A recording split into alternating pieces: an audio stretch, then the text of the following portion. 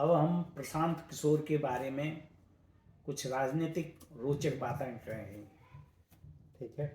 हाँ, तो विनोद कुमार अपने विचार प्रस्तुत करेंगे। तो प्रशांत किशोर का कुछ चीज़ें तो पब्लिक हैं कि उन्होंने कांग्रेस में जाने का उनका जो चल रहा था और अभी वो कांग्रेस में नहीं जा पाए हैं। हो सकता है कांग्रेस में चले भी जाएं, पर अभी की जो सिचुएशन है इस बारे में मैं ये कहूँगा कि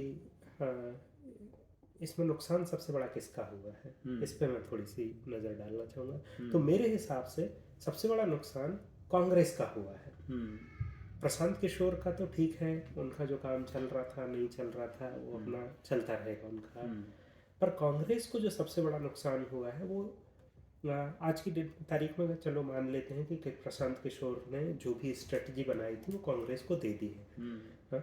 600 पेज का उनका जो प्रेजेंटेशन था उसकी कुछ कुछ बातें बाहर भी निकल के आई हैं, लीडरशिप चेंज से रिलेटेड, ऑर्गेनाइजेशन स्ट्रक्चर से रिलेटेड, एक संसदीय बोर्ड बनाने से रिलेटेड बहुत सारी चीज़ें हैं जो बाहर पब्लिक डोमेन में आ चुकी हैं।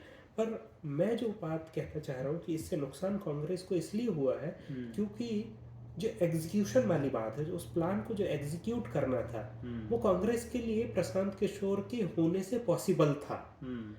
एक प्रशांत किशोर पार्टी में इनके आते तो भाई आउटसाइडर की तरीके से आते, जो बाहर से आए हैं, अपनी एक नई सोच लेकर के आए हैं, डेटा बेस्ड अपना एक एनालिसिस और जो उनका जो एजेंडा लेकर के आए हैं कांग्रेस पार्टी के लिए वो इम्प्लीमेंट करते एज ए आउटसाइडर।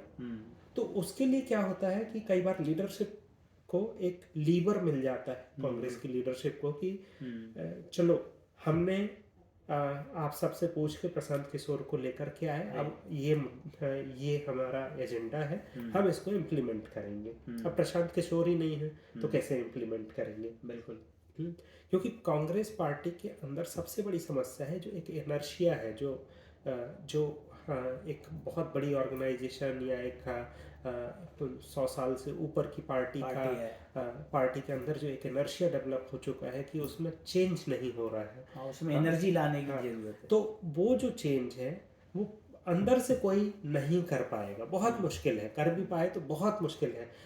2014 के बाद से कांग्रेस पार्टी के लीडर्स तो एटलीस्ट ट्राई कर चुके हैं और उनसे नहीं हो पा रहा है। पर बाहर से कोई आके आपको एक बहाना मिल जाता कि चलो हमने ये बात तय की है, एक बाहरी आदमी को हमने ये टास्क दी है, अब हमें इसको करना है। और जो अंदर के लोगों का विरोध होता है या उसको आप दबा सकते थे या कह सकते थे कि नहीं हमने ये फैसला किया, अब हम इस पे चलेंगे, अब वो पॉसिबल नहीं है उनके लिए। तो मेरे हिसाब से सबसे पहले इसमें कांग्रेस का नुकसान है। लेकिन कांग्रेस के जो पुराने लीडर हैं उनके अनुसार ये कि ये जो उन्होंने प्रस्ताव दिए उन पर तो हम पहले ही से विचार विमर्श कर चुके हैं। अब ये तो भविष्य बताएगा कि वो आगे क्या निर्धारित करते हैं।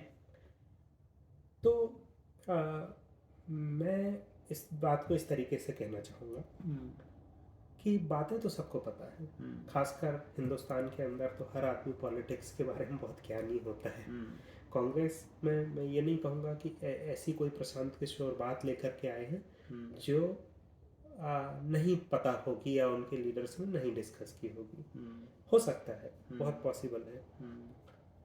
पर आपको एग्जीक्यूशन की जो बात आती है, वो इम्प्लीमेंटेशन की जो बात आती है, आपको पता थी तो आज तक क्यों नहीं की? तो सवाल तो यही। हाँ, और आप मान लो आगे करना भी चाहते हैं, अब आपके पास चलो एक 600 पेज के प्रेजेंटेशन में सारी बातें डॉक्यूमेंटेड भी, आपने चलिए उसमें से मान लिया कि 80% चीज़ें हमें इम्प्लीमेंट करनी है, पर आप वो कर नहीं पाएंगे क्योंकि जो नेता आपकी पार्टी में सालों साल बैठे हुए हैं, जो पब्लिक के बीच में जाना नहीं चाहते, जो पब्लिक के साथ उनके मुद्दों पे बात नहीं करना चाहते हैं, हाँ, जिनको सिर्फ सत्ता में रहने की आदत पड़ गई, विपक्ष जैसा उनका व्यवहार नहीं है, उनके लिए बड़ा मुश्किल है। राजशाही सोच है उनकी। हाँ, और प्रशांत किशोर के होने से हो सकता था कि वो कार्यान्वित हो जाता, हाँ, कार्यान्वित कर पाते, नए लोगों को लेकर के आ पाते।